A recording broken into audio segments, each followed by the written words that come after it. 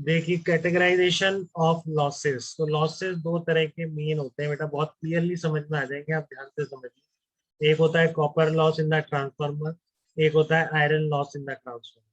ठीक है, iron loss होता है कोर की वजह से जो लॉस हो। ठीक है, कॉपर लॉस आपका स्टैंडर्ड लॉ होता है कि आपका जो कॉइल से में करंट चल रहा है तो कॉइल गर्म हो, रेजिस्टेंस आप एलिमिनेट नहीं कर सकते हैं बिल्कुल, प्राइमरी में भी कुछ तो रहे, सेकेंडरी में तो पूरा रेजिस्टिव सर्किट ही है। तो आई स्क्वायर आर जरूर होगा, गर्म होके हीट लॉस जरूर होगा, that is called copper loss. ठीक है ना, these are the losses due to the winding resistance of the transformer coil, इनको आप कैलकुलेट कर सकते हैं। ठीक है ना, I P R square, I P square R P plus I S square into R S, इससे आप पावर कॉपर लॉस कैलकुलेट कर सकते हैं। ठीक है, अनदर लॉस कहलाता है बेटा iron loss. These are the dissipation losses in the core of transformer due to the eddy current because of the changing magnetic flux. ठीक है, और हिस्टेरेसिस दोनों के इसमें इन्वॉल्व होते हैं आयरन लॉस, ये कोर की वजह से लॉस। जो कॉपर लॉस हो रहे हैं वो आपकी वाइंडिंग की वजह से लॉस। ठीक है ना, एक कोर है ना एक सॉफ्ट आयरन का जिसपे आपने कॉइल रैप कर रखी है, तो कॉइल में जो लॉस हो रहा है आई स्क्वायर इंटू आर से हो रहा है, वो आप निकाल सकते हैं। प्राइमरी सर्किट की current square into resistance of primary plus secondary current, secondary circuit की current square into R S secondary circuit का रेजिस्टेंस। तो डेफिनेटली आप इसमें से कॉपर लॉसेस निकाल सकते हैं, बट आयरन लॉस की कोई डायरेक्ट कैलकुलेशन नहीं है, कोई थ्योरी नहीं है।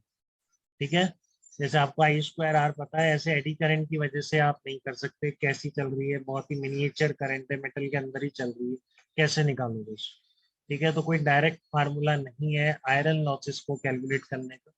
ठीक है, तो कभी भी आयरन लॉसेस अगर आपको निकालने होंगे तो वो कैसे निकलेंगे, total power loss minus copper loss. ठीक है ना, तो कॉपर लॉस आप इससे निकाल लेंगे, टोटल आपको निकालना आता है, बताइए अरियन टोटल पावर लॉस कैसे निकलता है ट्रांसफार्मर।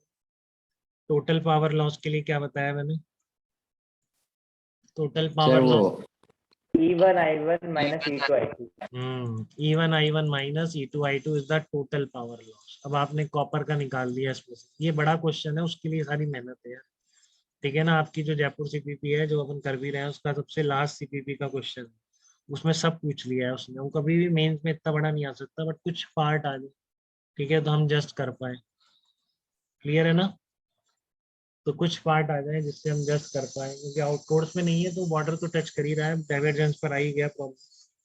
ठीक है, तो इसलिए हो सकता है मीन्स में कि आपसे आयरन लॉस कॉपर लॉस निकालने को कहा जाए, तो इसलिए हम वो क्वेश्चन करेंगे सीपीपी का।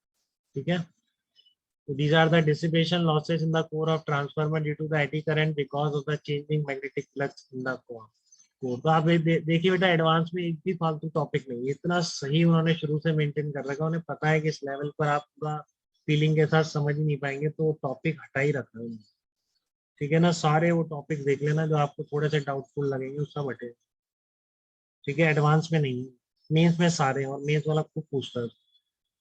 ठीक है ना, तो ये ध्यान रखना है, 12th में काफी हो जाएंगे तो हर टॉपिक का छोटा छोटा पोर्शन, जैसे 11 में तो एक वो डिग्री ऑफ फ्रीडम वाला ही था जो एडवांस में नहीं होता। ठीक है ना, और कोई नहीं था 11 में, 12th में बहुत सारे।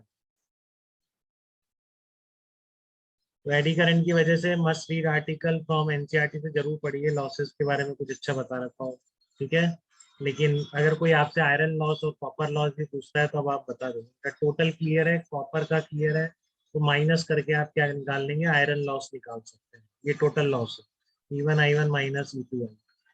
ठीक है, तो ये सारी कहानी थी आपकी ट्रांसफार्मर के बारे में, याद रखने लायक एक तो कई कोई चीजें हैं शायद।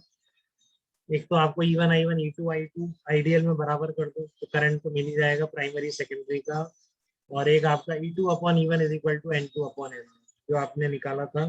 ठीक है ना, ये बस याद रखने का, बाकी सब तो अब निकल ही जाए, बाकी आपकी समझ है। तो देखिए आप अप्लाई करते हैं क्वेश्चन में एफिशिएंसी और ये सब निकालने के बेसिक प्रॉब्लम करते हैं।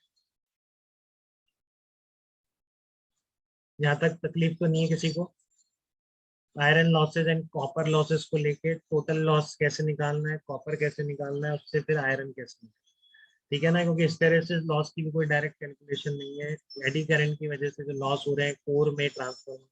अरे कोर का मतलब तो समझ में आ गया आर्यन, बताओ कोर किसे कहते हैं, कोर किसको बोल रहा हूँ मैं ट्रांसफॉर्मर।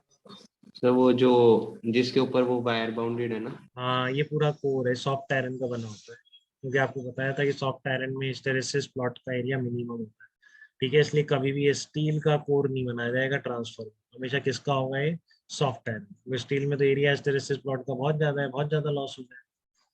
ठीक है, एफिशिएंसी बहुत कम हो सकती है।